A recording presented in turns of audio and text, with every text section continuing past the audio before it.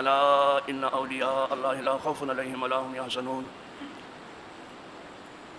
الذين آمنوا وكانوا يتقون لهم البشرى في الحياة الدنيا وفي الآخرة لا تبديل لكلمات الله ذلك هو الفوز العظيم صدق الله مولانا العظيم وبلغ رسوله النبي الأمين الكريم ونحن على ذلك من الشاهدين والشاكرين والحمد لله رب العالمين.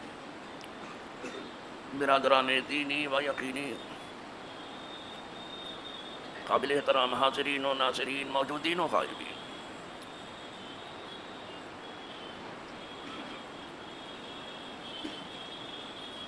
یہ عنوان عظیم جسے میں نے بہت پہلے سے تبرکاً اور تیمناً اختیار کیا ہے، اس کا کما حقہ بیان ہیتے بیان میں نہ آ سکے، وہ بولنے والا کیسا ہی کیوں نہ ہو.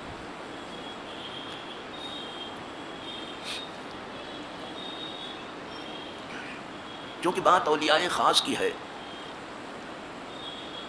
جن کے بارے میں فرمایا گیا کہ سن لو محبان حضرت حق پر نہ کوئی خوف ہے نہ کوئی خوف، اور سن لو محبوبان حضرت حق پر نہ کوئی خوف ہے نہ کوئی خوف. وہ لوگ جو ایمان لائے اور ڈرتے رہے، ان کے لیے اچھی خبریں ہیں دنیا میں بھی اور آخرت میں بھی.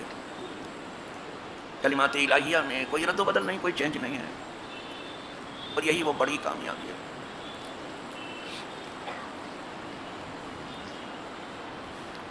کچھ لوگ ولی کو ان کی کرامتوں سے پہچاننا چاہتے ہیں،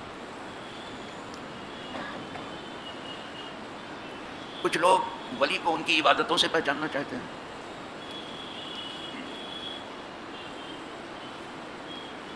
کچھ لوگ ولی کو ان کے پہناوے اڑاوے سے پہچاننا چاہتے ہیں.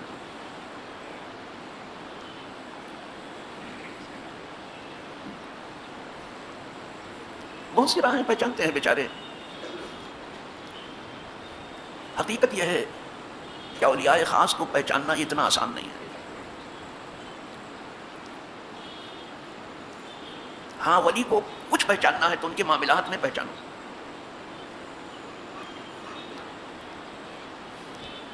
کیونکہ وہ ستھرے ہیں لہذا ان کے معاملات بالکل ستھرے ہیں، اور آدمی کی صحیح پہچان معاملات میں ہی ہوتی ہے.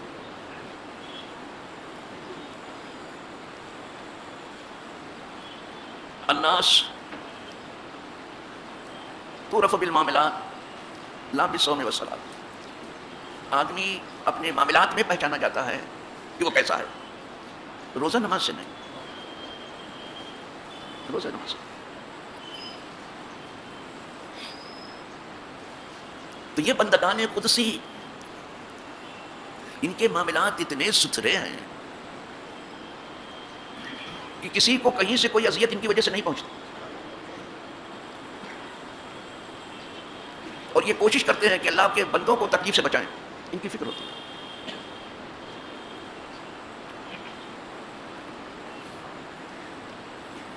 اور سچے اور اچھے مسلمان کی پہچان بھی ہے یہی ہے کہ اس کے ہاتھ سے اور اس کی زبان سے کسی کو تکلیف نہ پہنچے. یہ تکلیف نہیں پہنچاتے ہیں، یہ بندوں کو آرام پہنچانے کی فکر میں رہتے ہیں. جب تک زندہ رہتے ہیں ظاہری حیات کے ساتھ لوگوں کو نفع پہنچاتے رہتے ہیں اور انہیں نقصان سے بچاتے رہتے ہیں.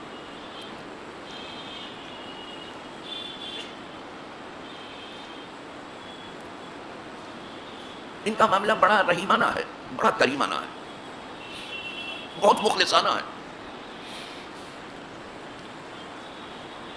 مجال ہے کہ ان کی وجہ سے کسی کو تکلیف پہنچ جائے. یہاں سے ان کو سبق حاصل کرنے کی ضرورت ہے جو اولیاء کا عرس مناتے ہیں اور پوری آبادی میں تازہ قیامت کھڑی کرتے ہیں. کس کا عرس آپ مناتے؟ جنہوں نے زندگی بھر بندوں کو آرام پہنچایا. تم پوری آبادی کا ناطق ختم کر رہے ہو. ہر کاروبار کی بہت سی لائنیں ہیں، دوسری اختیار کرو. یہ کسی کو تکلیف نہیں پہنچاتا. یہ سایہ رحمت ہے. جسے ولی کہتے ہیں وہ سایہ رحمت ہے بندوں کے لیے. بندے اس کے سائے میں آرام پاتے ہیں، اور جب وہ پردہ کر جاتے ہیں تو بھی ان کا سایہ رحمت بندوں پہ برقرار رہتا ہے. عارف رومی لکھتے ہیں سایہ بودو، وہی سایہ سے شروع کرتے ہیں. ولی کیا تھا؟ سایہ رحمت تھا. وخاک السایہ من، اور جب اس نے وفات پائی، پردہ فرمایا،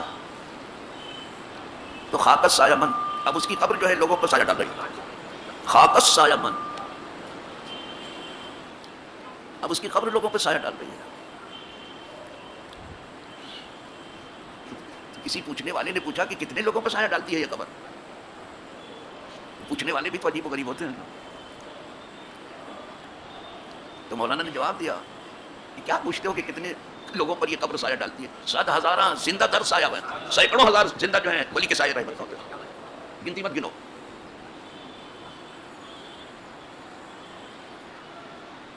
وہ سایہ رحمت ہوتا.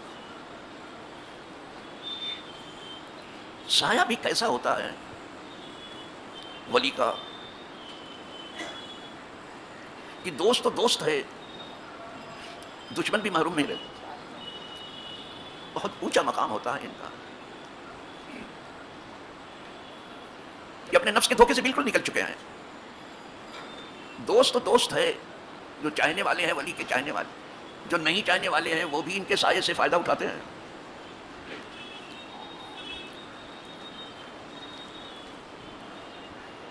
ان کا طریقہ کیا ہے اللہ والوں کا؟ اب ان کو معاملات میں پہچانا. اگر آدھی روٹی کھائیں گے نا، آدھی اللہ والے، آدھی دوسرے کو دے دیں گے غریب.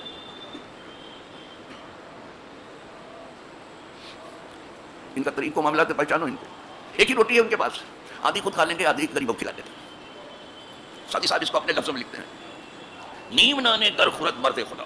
اگر اللہ والا آدھی روٹی کھاتا ہے، بزل درویشاں کو نیمے دیگر، تو آدھی دوسری آدھی جو ہے غریبوں کو دے دیتا ہے. انہیں اپنے کھانے سے زیادہ کھلانے کی فکر ہے. یہ اللہ والے کی بات بتا رہا ہوں. دنیا داروں کو صرف کھانے کے لاؤ، یہ لاؤ وہ لاؤ. اگر کہیں دعوت سن لے پھر پوچھو. کچھ لوگوں سے کہا جاتا ذرا ہاتھ تو دھو لیجیے، پھر کھانا کہتے زندگی سے ہاتھ دھو رہے ہیں تو کیا کوئی رعایت نہیں کرتے. تو کہتے ہیں اللہ والا اگر آدھی روٹی کھاتا ہے تو آدھی دوسرے غریبوں کو دے دیتا ہے. یعنی اللہ والے جو ہیں بے پناہ سخی ہوتے ہیں. بزل درویشاں کو ندی. اور بادشاہوں کی حالت یہ ہے کہ اگر وہ 7 ملکوں پر قبضہ کر لیں تو دوسرے 7 کے چکر میں ہو جائیں. آگے لکھتے ہیں ساتھی صاحب، ہفت قدیم کا ارب گیرت بادشاہ. اب بادشاہوں کا مزاج بتا رہے ہیں. یہ اللہ والوں کو بتایا کہ اللہ والا آدھی کھائے گا تو آدھی دوسرے غریب کو دے گا ہی. غریبوں کے دم میں کبھی بھی پوری نہیں کھائے گا وہ. لیکن بادشاہوں کا مزاج، حکمرانوں کا مزاج یہ ہے کہ اگر 7 ملکوں پر قبضہ ہو بھی گیا تو دوسرے 7 کے چکر میں اور ملنا چاہیے. ویسے لوگ زیادہ تر اپنے شاہوں کے مزاج کو ہوتے، نام اولیاء کا لیتے ہیں لیکن ہوتے ہیں شاہوں کے مزاج. نام لیتے ہیں اولیاء کا، محفلیں سجاتے ہیں اولیاء سے، لیکن راہ چلتے ہیں شاہوں کی، درویشوں کی نہیں. یہ مہنگی راہ ہے نا، آدھی کھانا آدھی دوسری کو دے.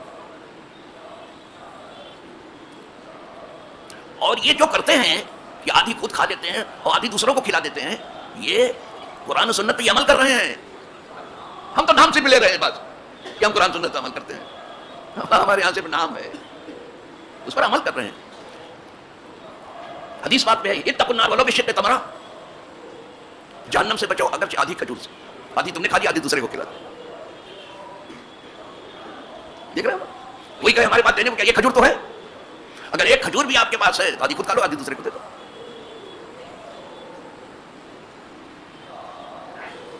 تو یہ اللہ والوں کے بہت زور سے دین کو پکڑنے کی کوشش کرتے ہیں، یہی فکر رہتی ہے ان کو.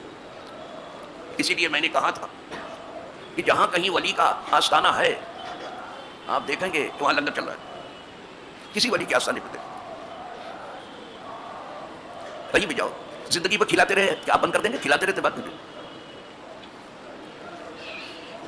اور ہمارے غوث محبوب سبحانی قطب ربانی میرا شیخ عبد القادر محی الدین جیلانی الحسنی الحسینی رحمۃ اللہ تعالیٰ تو فرماتے ہیں میں نے تو نیکیوں کا دفتر الٹ پلٹ کر کے دیکھ لیا. جو نیکی کے دفاتر ہیں کہ نیکی کیا ہے وہ دیکھ لیا، تو غوث نہیں دیکھے گا تو اور کون دیکھے گا؟ تو فرائض کی ادائیگی کے بعد ہمیں کھانا کھلانے سے اچھی کوئی چیز ملی نہیں. بہت بڑی نیکی ہے کھانا کھلانا. اب لوگوں نے کھانا کھانے کو نیکی سمجھ لیا کہ ہم کھاتے ہیں. سمجھو بھیا جو کچھ سمجھنا اور کرو جو کرایا جائے. وہ کہیں بھی کھانے کی خوشبو پا جائے وہاں پہنچ ہی جائیں گے. علم کی خوشبو سے اتنے متاثر نہیں ہے جتنے کھانے کے. ہمارے دیہاتوں میں بھی میں نے دیکھا کئی میل چلے جاتے کھانا کھانے کے لیے. یہاں بھی دیکھا کم نہیں.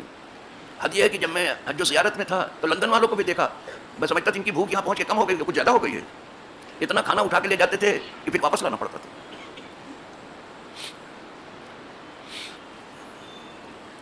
اولیاء ہیں جو کھلاتے ہیں.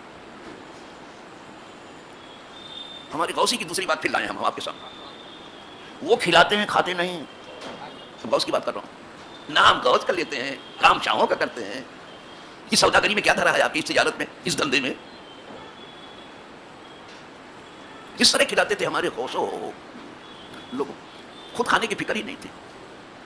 قدرت انہیں قسم دے کے کھلاتی تھی. حضرت غوث بحقی یا عبد القادر کل واشرب، میرے لیے ہے عبد القادر. قدرت کہتی تھی تو کھا اور پی. اتنی کھلانے کی فکر تھی کہ خود کھاتے ہی نہیں. اور جو جس کا خود ہی پیٹ نہیں بھرے گا کیا کسی کو کھلائے گا؟ کیا ہو رہا ہے دنیا؟ نام کس کا لیتے ہیں، کام کس کا کرتے ہیں؟ کیا دھوکہ دے رہے ہو خدا کو بھی؟ کیا فریب دے رہے ہو؟ کل واشرب میرے واسطے اے عبد القادر، نام آپ کا عبد القادر تھا. کھا اور پی. الحمدللہ الحمدللہ رب العالمین. یہ اولیاء کی شانیں ہیں کہ وہ بندوں کو بہت مہربان ہوتے ہیں. ابھی میں نے کہا تھا کہ دوست تو دوست ہے، دشمن کو بھی وہ نوازتے ہیں. اب مثال پیش کروں سادی صاحب کے یہاں سے جو ہم لوگ درسگاہ میں پڑھاتے ہیں. یہ عوامی درسگاہ ہی تو ہے جہاں ہم بیٹھے ہیں. ایک اللہ والے کے گھر جو ہے چور گھس گئے، اور چور کسی کو نہیں چھوڑتا، سب کی خبر گیری کرتا رہتا ہے. اور دنیا میں ایسے چور ہیں نا کہ آنکھ کا کاجل نکال لیں، آنکھ کا کاجل صاف چورا لے، یا وہ چور بلا کے ہیں. اعلیٰ حضرت دنیا کے چور بھی عجیب ہے. ایک اللہ والے کے یہاں گھس گئے چور. وہاں چراغ تو کچھ تھا نہیں، کچھ پڑا تھا. اللہ والا سو رہا تھا. ان کے دیکھنے میں سے جاگ رہا تھا. اللہ والا یہ بہت کم سوتے ہیں. دیکھا کہ کوئی آیا ہے لیکن کچھ بولا والا نہیں. پورے گھر کو اس نے چھان مارا، کچھ ملا ہی نہیں، کچھ نہیں ملا. جب تھک ہار گیا تلاش کر کے چاروں طرف، تو ایک جگہ بیٹھ کر کے افسوس کرنے لگا کہ افسوس میری رات خراب ہو گئی. ان کا دھندا وہی ہے، افسوس میری رات خراب ہو گئی، میں کہاں آ گیا. بیٹھ کے افسوس کر رہا تھا. اب یہ اللہ والا اٹھا اپنی چارپائی سے اور صرف اتنا کہا اس چور سے کہ تو اس غریب کے گھر میں رات کے اندھیرے میں کیا ڈھونڈ رہا ہے؟ چاروں طرف ڈھونڈتا پھرا تو جہاں دن کو کچھ نہیں ملتا، تو رات کو کیا ڈھونڈ رہا ہے یہاں؟ ہمارے یہاں تو رات کو کیا تو پائے گا، ہم تو دن کو کچھ نہیں ہے. تو کیا ایسا ہے کہ ان کے پاس آتا ہے کھلاتے پلاتے رہتے ہیں؟ میرے نظر سے وہ لوگ گزرے ہیں، وہ ان کو کھلانے پلانے کا شوق ایسا تھا کہ کچھ رکھتے ہی نہیں تھے اپنے پاس. کہا کہ تو رات کے اندھیرے میں اس گھر میں کیا ڈھونڈتا، جہاں دن کے اجالے میں کچھ نہیں ملتا، تو رات کے اندھیرے میں کیا ڈھونڈتا؟ کہا بس اسی لیے تو میں افسوس کر رہا ہوں کہ میری رات خراب. کہا نہیں افسوس کرنے کی ضرورت نہیں، یہ کمبل جو میں نے اوڑھا ہے بہت قیمتی ہے، لے جاتا. دیکھا تیری رات خراب تو نہیں ہوگی. یہاں چور کا ہاتھ کاٹ لینے کا حکم ہے. وہ اپنے عمل سے سبق دیتے ہیں، ہم اپنے علم سے دے رہے ہیں. کہا لے جا کمبل اٹھا کے پہن دیا، اسے کہا لے جا تیری رات خراب نہیں ہوگی. جیسے کمبل پھینکا دنیا اس کی بدل گئی. چور کی دنیا چینج آ گیا اس کا. کہا میں نے اتنا بڑا گناہ کیا کہ آپ کے گھر میں آیا، اس کے بعد بھی یہ آپ کا رحم و کرم، یہ مہربانی آپ کی. آپ اپنا اوڑھنے والا کمبل بھی میرے حوالے کر رہے ہیں. اب مجھے کمبل نہیں چاہیے، آپ کا قدم چاہیے. دیکھا آپ نے اپنے عمل سے سبق دیا اور یہ مضبوط ہوتا ہے. کہی ہوئی بات جو آپ سنتے ہیں کبھی کبھی شان سے سنتے ہیں، اس سے نکال دیتے دوسرے سے، لیکن جو عمل دیکھا ہوا ہے آپ کا وہ نہیں نکلتا. تو بیٹھ جاتا. اس نے کہا کمبل اپنے پاس رکھ، اپنا قدم دیجیے میں چومتا ہوں، توبہ کرتا ہوں. توبہ کر لیا. سادی صاحب یہاں اپنے لفظوں میں لکھتے ہیں، شنیدم کر کے لکھتے ہیں، کہیں کہیں دیدم کر کے بیان کرتے ہیں. سادی صاحب کہیں شنیدم کر کے بیان کرتے ہیں کہ سنا ہے میں نے. یعنی اللہ والا جب بیان کرتا ہے تو کسی اللہ والے سے سن کے بیان کرتا، عوام سے سن کے وہ نہیں بیان کرتے. اور کہیں کہیں دیدم کر کے بیان، میں نے دیکھا. اس کو شنیدم کر کے بیان کر رہے ہیں. شنیدم کی مردان راہ خدا، دلے دشمنا ہم نہ کردند تنگ، تو راہ ہے میسر شبدی مقام کی بات و استانت خلافت تو جنگ.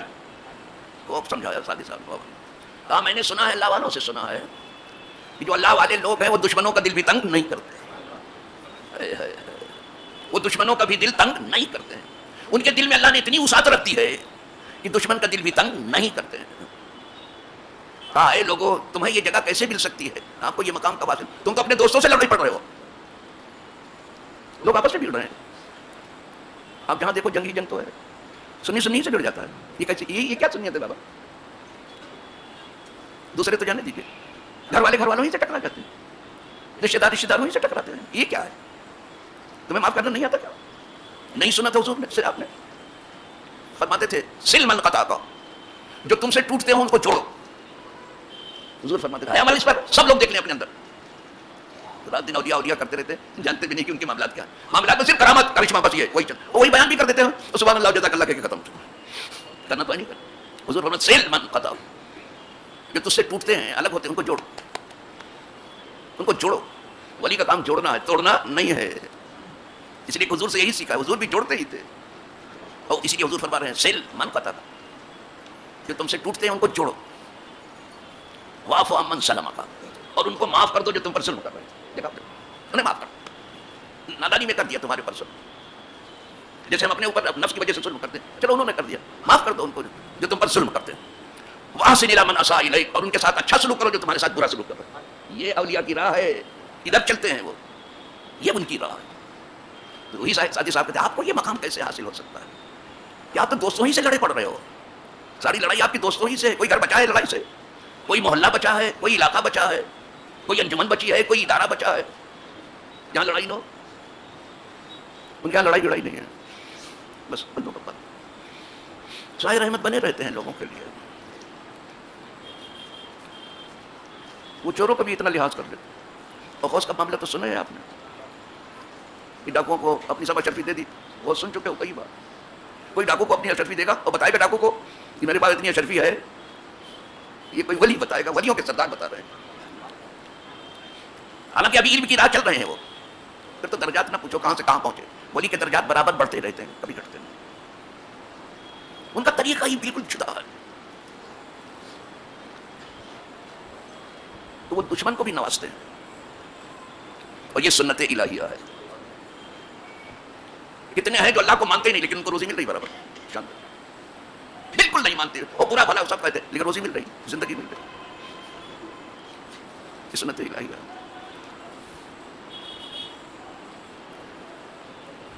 ساتھی صاحب اس کو بھی لکھتے ہیں اے کریم کی از خزانہ غیب قبر و ترسا وظیفہ خورداری. یہ درسگاہ میں صرف آتا ہے جو سنا رہے ہیں آپ کو.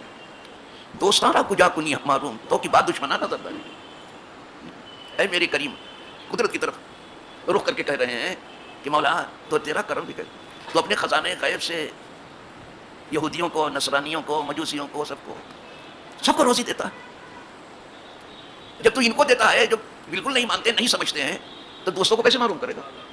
تیری نظر تو جو ہے دشمنوں پر بھی ہے.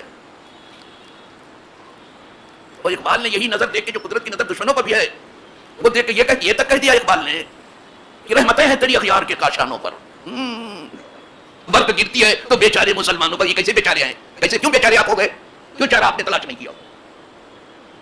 برق گرتی تو بیچارے مسلمانوں پر, چارہ کیوں نہیں تلاش کیا آپ نے؟ تو رحمت کی نگاہ پڑتی ہے, قدرت سب کو پالتی ہے. وہ رب العالمین ہے, صرف رب المسلمین نہیں ہے, رب المومنین نہیں ہے, رب العالمین ہے. اسی لیے اپنے محبوب کو رحمت للعالمین کا. حضور بھی صرف رحمت للمسلمین نہیں ہے, للمومنین نہیں ہے, بلکہ للعالمین, سارے جہاں کے لیے رحمت ہے. آپ کی رحمت سب کے لیے تھی.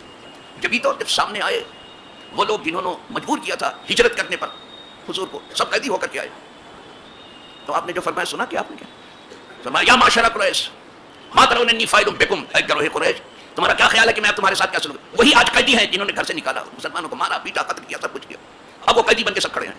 حضور فرمایا تمہارا کیا خیال ہے کہ میں تمہارے ساتھ کیا سلوک کروں؟ جانتے ہو کیا کہا؟ اخن کریم وابن اخن کریم. مجھے تو آپ کے کرم کی امید ہے. ایسا کرم کی دشمن بھی امید کر رہا ہے کہ کرم کے سوا یہ کرم ہے. وابن اخن کریم, اور میرے بڑے مہربان بھائی کے بیٹے ہیں. تو یہ ان کا خیال بھی غلط نہیں تھا. فرمایا آج میں وہی کہتا ہوں جو کل حضرت یوسف نے کہا تھا اپنے بھائیوں کو, لا تثریب علیکم اليوم, آج تم پر کوئی سزا دینا تو الگ ہے, آج میں تمہیں کچھ برا بھلا بھی نہیں کہوں گا. لا تثریب علیکم اليوم, یہ سب فان تو متلقا, جاؤ سب کو آزاد کر دیا. یہ میرے حضور کا کرم ہے. یہ سب سنتے ہو کیا یہی چھاڑ کے چلے جانے کے لیے؟ چند چیزیں آپ کو معلوم ہو گئی تو بس سمجھ لیا کہ سب کچھ ہو گیا، بس سب خیریت ہے. اس کو عمل میں لو. اولیاء جو ہے وہ عمل کا نام ہے، لفظوں کا نام نہیں ہے. طریقت جسے کہتے ہیں وہ خدمت خلق کا نام ہے. شادی صاحب نے اسی لیے کہہ دیا طریقت بجز خدمت خلق نے. جسے طریقت کہتے ہیں، جس پر اولیاء چلتے ہیں، جو راہ چلتے ہیں، کہا وہ خدمت خلق کے علاوہ کچھ نہیں ہے. بتسبیح و سجادہ و دلق نیس، تسبیح پڑھنے سے نہیں ہوگا، یہ کاندھے پہ مصلی لے کے پھرنے سے نہیں ہوگا، گدڑی پہننے سے، دل گدڑی کو کہتے ہیں، گدڑی پہننے سے نہیں. یہ بندوں کی خدمت کرنے سے آتی ہے ولایت. ہر آدمی اپنے طور پر بندوں کی خدمت میں لگ جائے اور اللہ سے توفیق مانگے. وآخر دعوانا ان الحمدللہ.